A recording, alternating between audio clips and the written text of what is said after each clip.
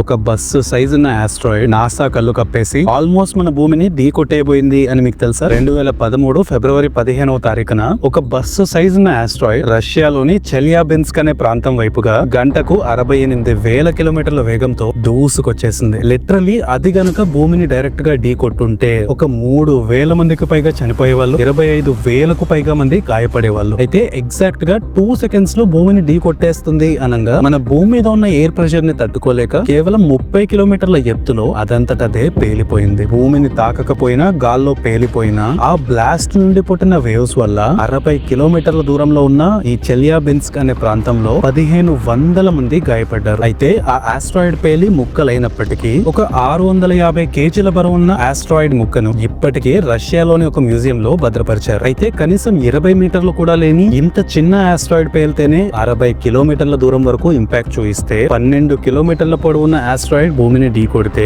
Dinosaurs అంతరించిపోవడంలో ఆశ్చర్యం ఏముంది చెప్పండి. వీడియో ఇన్ఫర్మేటివ్ గా అనిపించిందా? అయితే లైక్ చేసి రీపోస్ట్ చేయడం మాత్రం మర్చిపోకండి.